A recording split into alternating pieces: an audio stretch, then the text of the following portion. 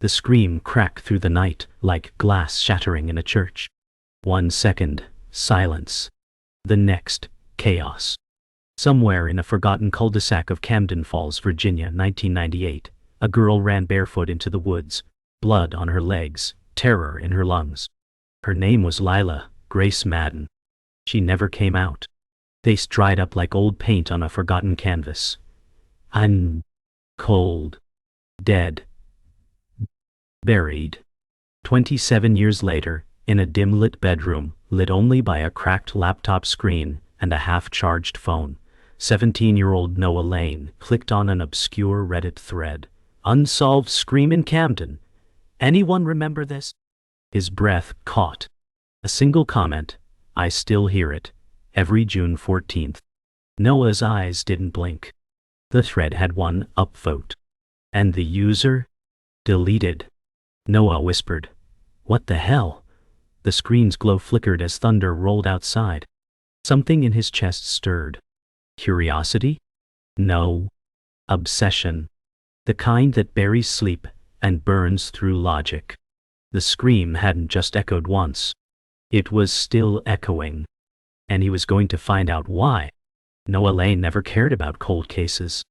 Not until that scream lodged itself in his mind, like a splinter under the skin. Camden Falls wasn't even on his radar. He lived 2 states over in Wilmington. But something in that thread felt unfinished. Like a door creaked halfway open, inviting him in. He started digging. First public records, then school yearbooks from the late 90s. Lila Madden's name was barely a whisper.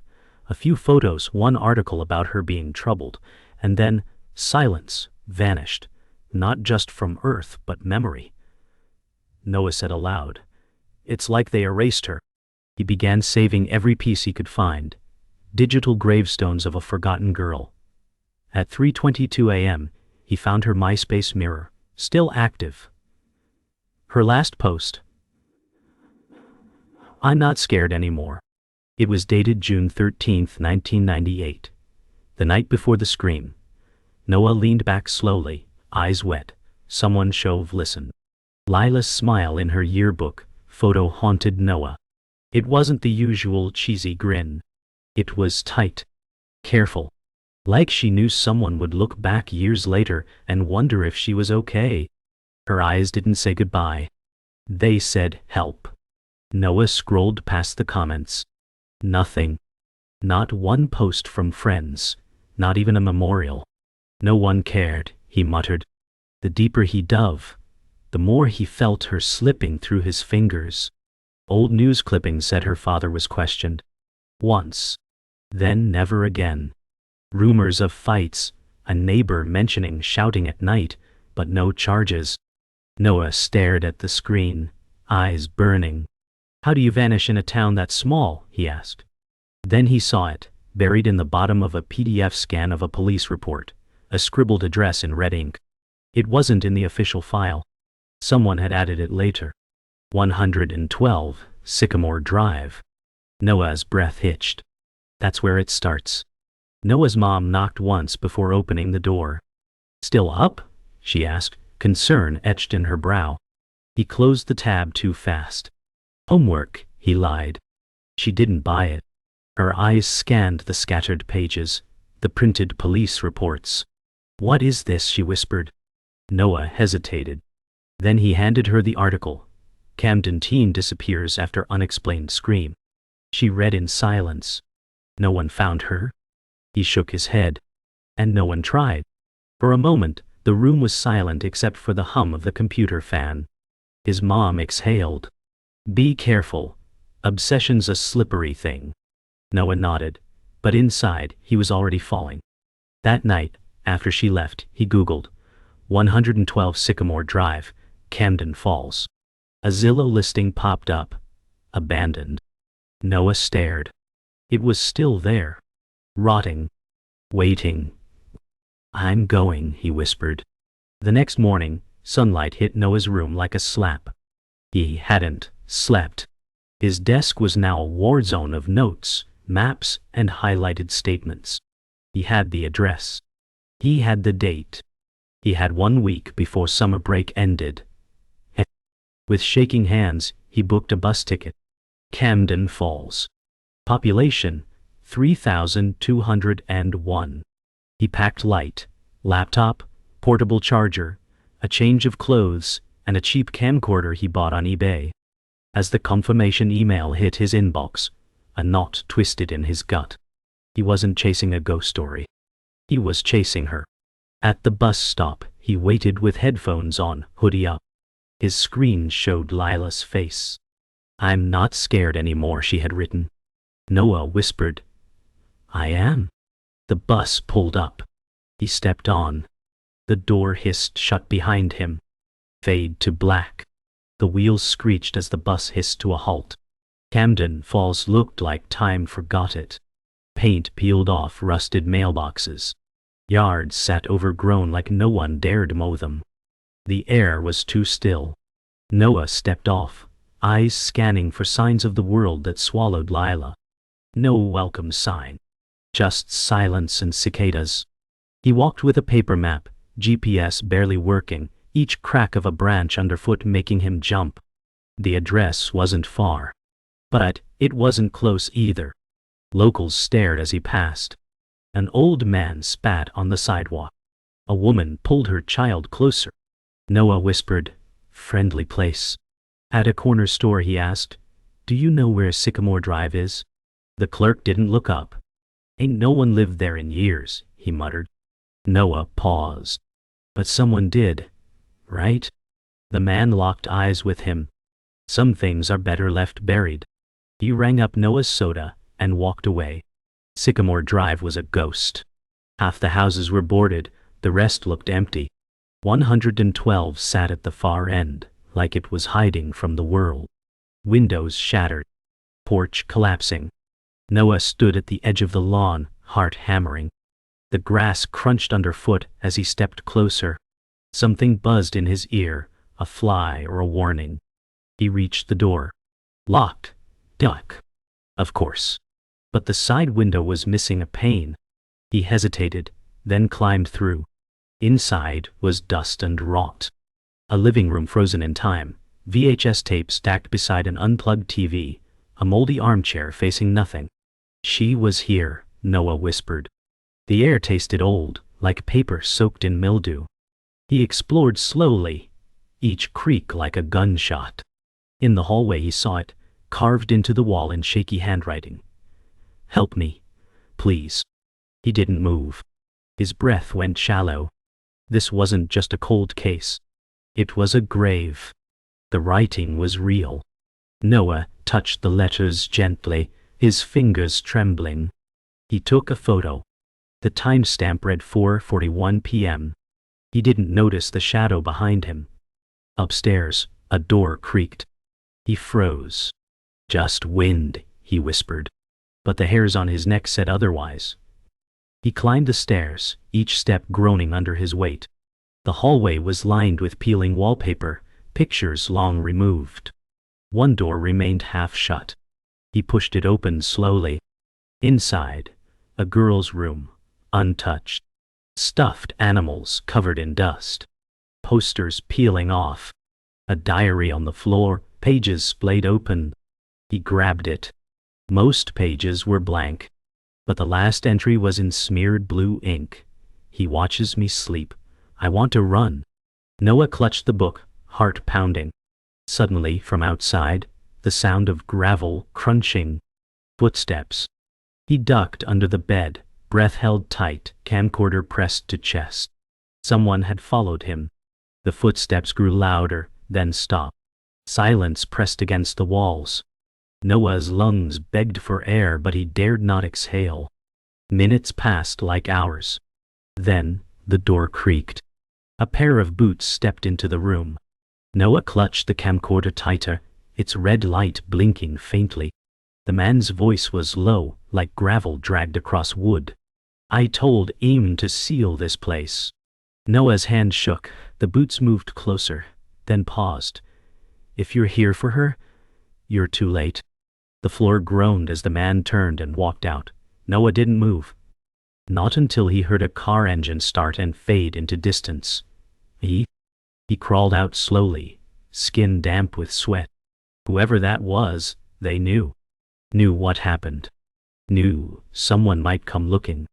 Noah stared at the door, teeth clenched. Not too late, he whispered. He had the diary. He had the house. And now, he had a suspect. Back at the motel, Noah laid everything out. Photos, notes, maps, screenshots. The diary was the crown jewel. He flipped through again, trying to decode the writing. Names were smudged, but one came through clear. Pastor J.B. His hands clenched. A church was listed in one article, Camden First Light Baptist. Noah searched. The pastor back then? Jeremiah Clove. Still alive. Still preaching. Noah called the church. A woman answered. Is Pastor Clove available? She paused. He doesn't speak with outsiders anymore. Noah replied coldly, Tell him it's about Lila Madden. Silence. Then, click. The call ended. Noah stared at his reflection in the mirror. He looked older. Tired. But certain. He whispered. They all knew. They just let it happen. A storm rolled in. Rain tapped the window. The truth wasn't buried, it was guarded. And he had just kicked the gate wide open. Noah didn't sleep. He drew lines, circles, timelines. Lila's diary. The church. The scream. And now, Pastor Clove. In every local article, Clove was there. Community leader. Youth mentor. Last person to see Lila at Sunday service. But nothing tied him directly. Until Noah found a second name in the diary, buried deep on the back page. He cross-referenced the town's yearbooks. Found at Gary Hill. Class of '98. Lila's year. Noah dug deeper. Gary disappeared too. Just 3 months later. No media coverage. No missing posters. Only a vague family moved away note in a PTA newsletter. That couldn't be coincidence. 2 teens. Same town. Same year. One scream. Same year. One scream. Noah whispered. He began a new thread on Reddit under an alias. 2 vanishings. 1 town. Help me connect the dots. Within an hour, someone replied, Check cemetery records. Section C, you'll find more than 2. The Camden Falls Cemetery lay behind rusted iron gates and rows of crooked tombstones. Section C was in the back, where the weeds grew taller than the markers. Noah stepped lightly between graves, shoes damp with dew. Then he saw them, 6 headstones, all teenagers, all dated between 1997 and 2000. Names he'd never heard in the case. Angela Brooks. Derek Vane. Tamika Holt. The cause of death. Undisclosed. Accidental. Natural causes. Noah's breath hitched. That's a pattern, he muttered. He snapped photos, uploading them to the thread. Minutes later, a new message came through. There's a tape. Church basement. Locked drawer. Lila was going to expose them. Noah's hands shook. Who are you? He typed. The reply blinked. A ghost. Then the account was deleted. Again. That word returned, circling him like a noose. Ghost. Ghost. Or maybe, survivor. The church loomed like a mausoleum. Camden First Light Baptist, built in 1923, untouched by time, but weathered by secrets. Noah slipped in through the side door during morning service. The congregation sang, their voices hollow. Pastor Clove stood at the pulpit, old and pale, but sharp-eyed. Noah kept to the shadows, moving down a narrow hallway marked staff only. The basement stairs groaned underfoot. Cold. Domed. Unlit. Died. The air stank of mildew and old varnish. Noah found the office. Locked. But the doorframe was brittle. One shove, and it cracked open. Inside, filing cabinets, sermons, and a locked drawer labeled 1998, Youth. He picked it open with a bobby pin. Inside was a single VHS tape, hand-labeled, June 14th, choir practice. Noah held it like it might burn him. His heart roared. What the hell did you record? Back at the motel, Noah borrowed a dusty VCR from the front desk. The tape clicked in. Static flickered. Then, choir voices, shaky footage from the back of the room. Lila sat near the front row, barely singing. Her eyes flicked nervously to the doorway. Two men entered, Pastor Clove and someone else.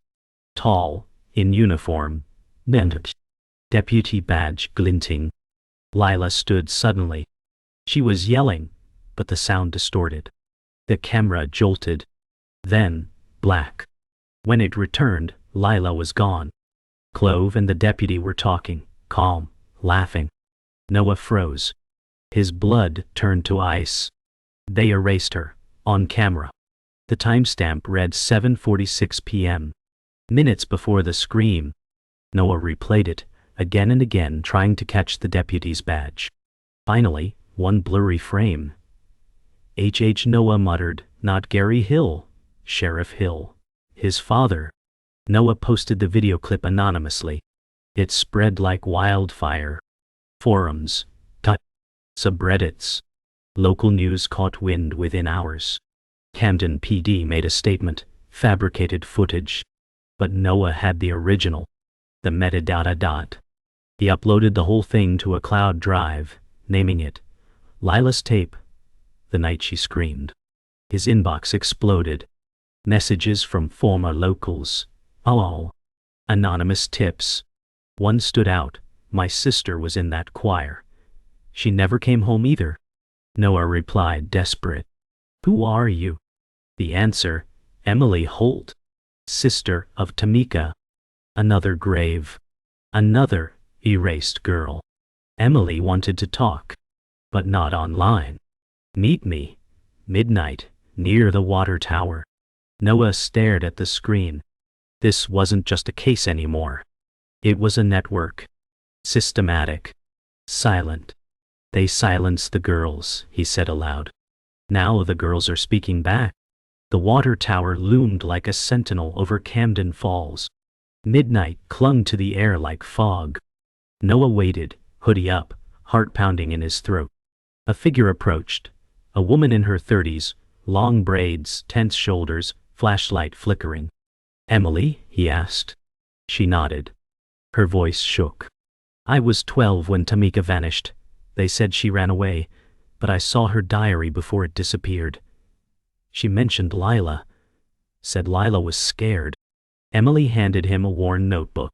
Inside, sketches of church hallways, initials repeated, JC, HH, GH. My parents wouldn't talk. The whole town swallowed it, she said. And you think your sister? Noah couldn't finish. Emily's eyes filled. They buried her truth. I'm not letting them bury hers. A siren howled in the distance. Emily flinched. We're not safe here. Noah grabbed the book. Then let's finish this before they erase us too. They sat in Noah's motel room, the notebook between them, the rain hammering like gunfire on the window. Emily flipped to a page marked Choir Roster. Names were circled. All girls. Most now dead. They weren't just leading songs, she whispered. They were being watched. Noah's fingers hovered over the keyboard, typing every name into online obituaries, old directories, missing person sites. 6 of them never made it past 1999. 1. Rachel Dean, still alive. Last known address, Shreveport, Louisiana. Noah's hands shook. If she remembers anything. Emily nodded. She's your key. Noah booked the call. Rachel answered. Voice rough, older than her years. When Noah said Lila's name, the line went silent. Then she whispered, I thought I was the only one. Her voice cracked. I remember the basement. I remember the rope. Emily gasped. Noah's fingers froze. They finally had a witness. And she remembered everything.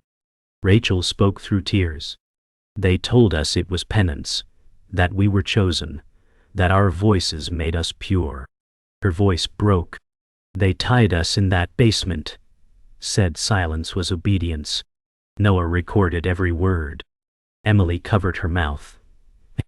Rachel continued, naming names. Clove, Dot, Hill.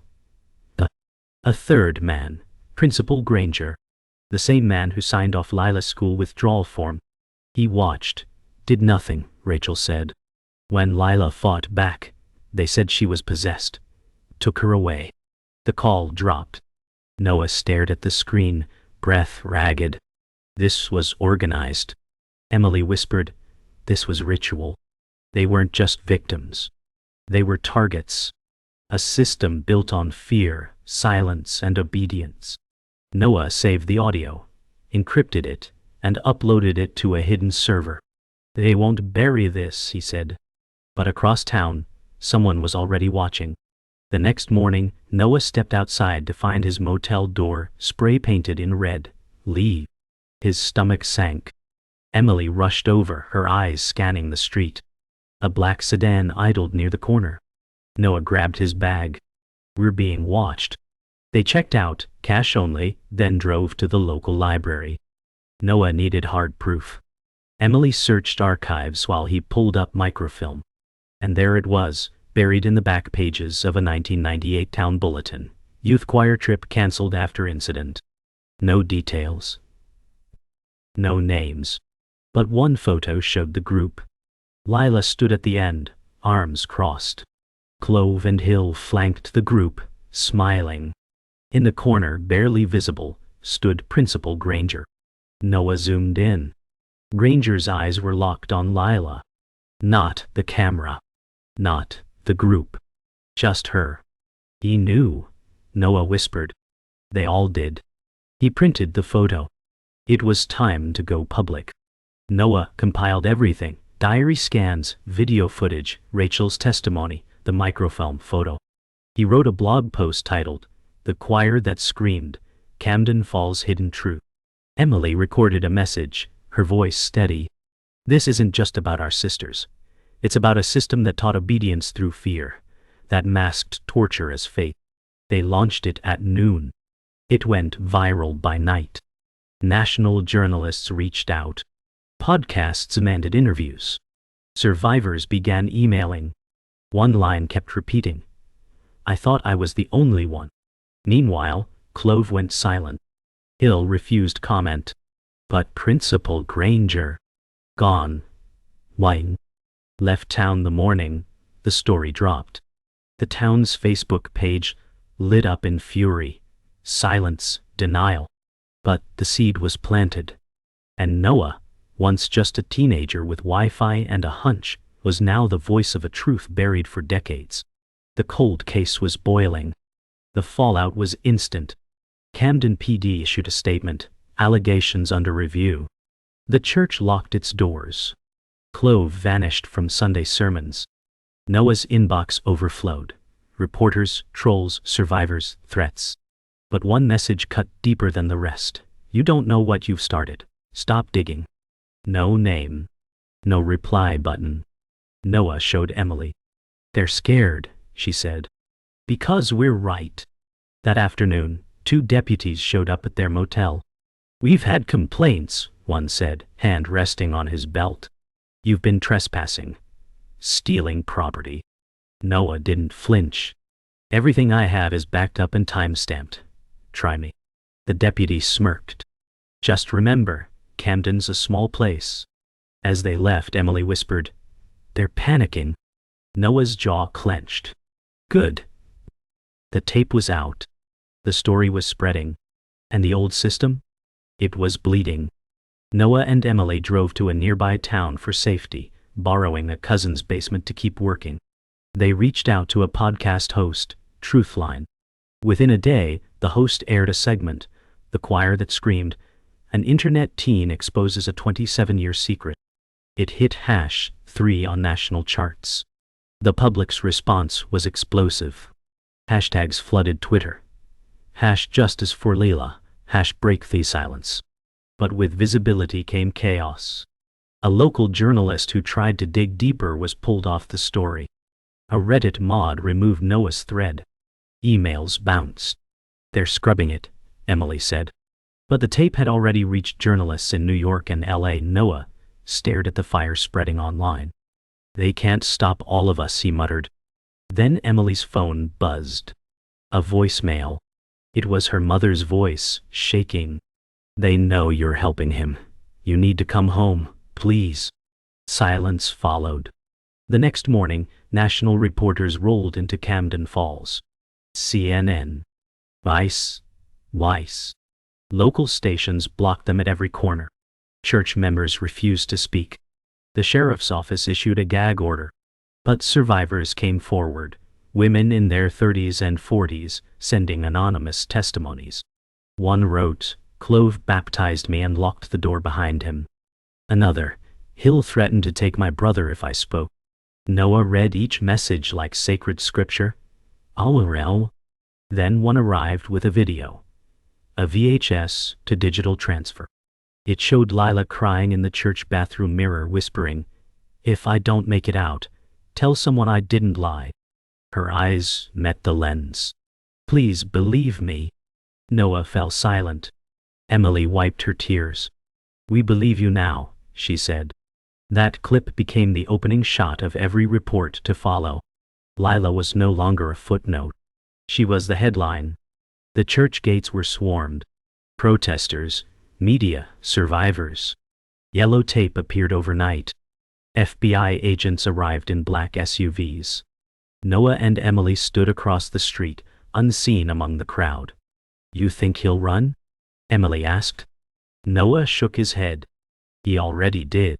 Inside, Pastor Clove sat alone in his office. A knock at the door. Agents entered. "You're under investigation for obstruction, abuse, and conspiracy." Clove didn't blink. This town needed discipline. One agent replied, it needed justice. Outside, the crowd roared as news broke. Clove was in custody. But the sheriff, missing. His home empty. Car abandoned. A note left on the table. "It wasn't just us." Noah read it and felt the ground shift. "There's more," he said.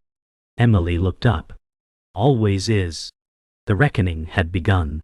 But the rot went deeper. The town began to fracture. Members of the church turned on each other.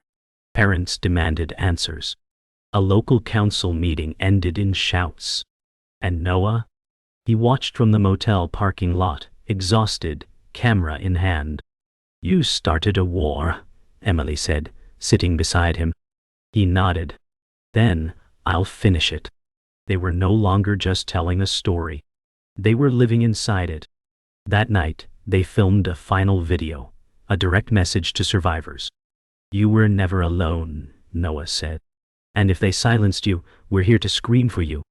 Emily added, "This is just the beginning. We won't stop."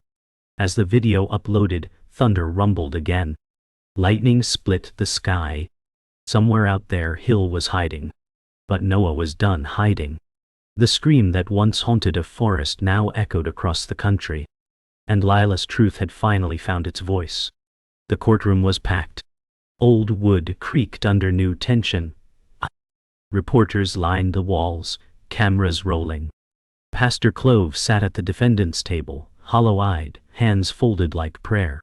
The charges were read. Conspiracy, child abuse, unlawful imprisonment. Clove showed no reaction. The judge asked, "Do you understand these charges?" He smiled faintly. "The Lord judged first." Gasps echoed. Emily clenched her fists. Beside her, Noah recorded. The prosecution presented the tape. Lila's final moments on screen, silent but damning. Some jurors looked away. Others cried. When the footage ended, Noah whispered, "She's speaking now."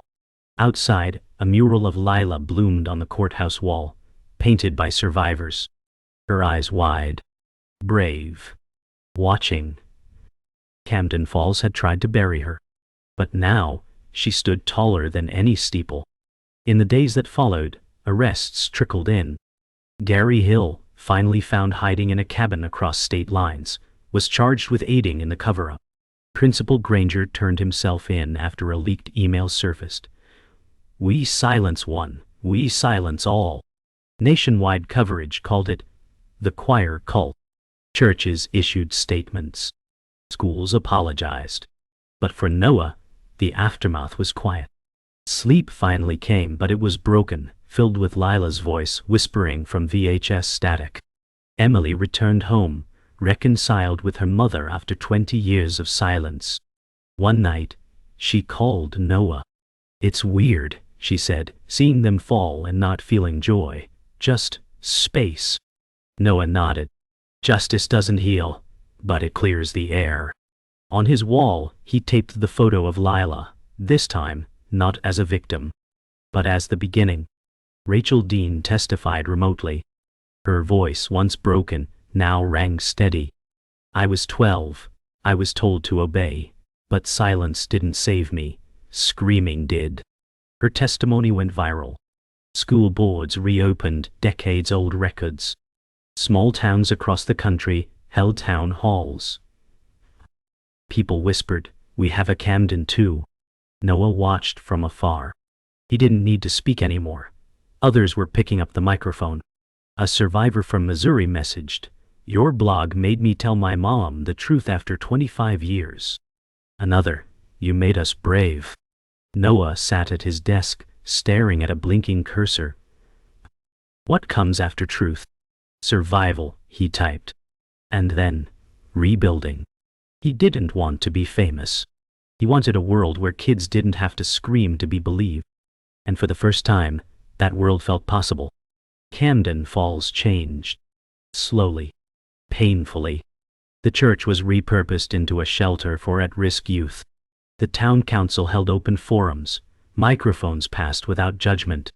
A new choir formed, made of survivors and supporters. They sang at Lila's memorial, not in robes, but in denim and courage. Noah stood at the back, filming. He didn't belong in the spotlight. He never wanted it. Emily joined him, tears in her eyes. "She would have loved this," she whispered. "Yeah," Noah said. "Now the sound is theirs." A little girl held up a candle, her voice clear as she sang. The note carried through the trees, into the night. This time, no one screamed. No one ran. The town stood still and listened. The cold case that once hid in digital shadows had become a national fire. Noah returned home. The walls felt tighter. The silence heavier. He didn't game anymore. He didn't scroll. He wrote. Letters. Testimonies. Essays. He created a non-profit, Screamline, a place for cold cases told by those who won't forget. Lila's name etched on the homepage. Emily joined as co-founder. Survivors became staff. One day, Noah opened a letter postmarked Camden Falls. No return address. Inside, a single line. "I heard her too. Thank you for listening." He smiled, folded the letter, and placed it next to Lila's photo. The truth had consequences. Pain, wine, loss, change. But for once, the echo wasn't just a scream. It was a voice that would never go silent again. 1 year later, the town of Camden Falls looked different. The church doors were open, this time as a youth center. The mural of Lila had been restored twice. Noah stood under it, older now, quieter. He didn't need recognition. He'd returned not for interviews or spotlights, but for one reason, to visit her grave. Emily met him at the cemetery gates. "They finally gave her one," she said. Noah nodded. The headstone was simple, elegant. Lila Grace Madden. 1982-1998. Us. She was not silent. A white lily rested at its base. Noah knelt, touched the stone, and whispered, "You started all this, and we're still listening." A soft wind moved through the trees, almost musical. For a moment, Noah swore he heard a hum. A note. A girl's voice on the breeze. He closed his eyes and let it stay. Noah returned home with quiet purpose. Screamline had grown. 50 volunteers, dozens of cases reopened, 3 convictions linked to submitted evidence. Survivors led the charge. Noah became a background force. Every day he read new stories, each one echoing the same haunting refrain, "I was never believed. Until now." But one email stood out. No subject line. No body text. Just a single attachment. A low-res video clip tie. Noah clicked. Static buzzed. Then, a timestamp. June 14th, 2025. A girl, no older than Lila, stood in a church hallway, whispering, "He's back." Noah sat bolt upright. The building was unfamiliar, but the feeling wasn't. The footage was fresh. "It's happening again," he whispered. He didn't know where, but he knew what he had to do. The scream wasn't done. It had moved, and it was calling him again. He traced the clip's metadata, encrypted, masked through 3 servers. But one frame held a clue. A hymn board on the wall. The numbers, 7-14-98. A date. A warning. "They're recreating it," Noah said aloud. He cross-referenced architectural elements with old church databases. Gothic arches. Custom windows. Then he saw it. St. Gideon's Chapel, North Dakota. Closed in 23. Reopened last year. Emily called. "I saw the clip." Her voice cracked. "Are we doing this again?" Noah replied, "We never stopped." That night, they booked flights. As they packed, Noah placed Lila's picture in his suitcase. "We bring her with us," he said. Emily nodded. This wasn't about ghosts. It was about a system that adapted, evolved, and waited. But, this time, it would meet resistance. Loud, relentless, and unafraid. They arrived in the dead of night. The chapel stood quiet under a bleeding red moon, its stained glass windows cracked but lit from within. They circled the building, camcorders rolling. In the back, they found it, a cellar door slightly ajar. Noah's breath fogged in the cold air. Emily gripped the flashlight. "We don't wait for them to hurt someone," she said. "We expose them first." As they crept inside, the walls echoed faint hymn melodies. Familiar. Off-key. A projector flickered. Inside the basement, mannequins lined the wall in choir robes, plastic mouths painted in screams. Noah whispered, "This is a shrine." Footsteps echoed upstairs. They froze. This wasn't abandoned. Not at all. Someone had been expecting them. Emily looked at Noah. "We show the world," she said. "Now." He nodded. Pressed record. Then the lights went out. The final footage went live at 4:06 a.m. No narration. No edits. Just raw horror. The internet exploded. Within hours, hashtags trended. Authorities descended on St. Gideon's. They found the mannequins. The recordings. The hidden files on old hard drives. But Noah and Emily were already gone. Safe. Anonymous. Somewhere, sipping coffee in a nameless diner, they watched the world react. A little girl on TV held up a sign. "I believe her." Noah smiled, eyes tired but proud. "That's the point," he said. Emily raised her cup. "To the scream that never dies." As they stepped out into the rising sun, a new case file landed in their inbox. Another town. Another whisper. Another silence ready to be broken. The cold never lasted long. Because now, someone was always listening. And this time they screamed back.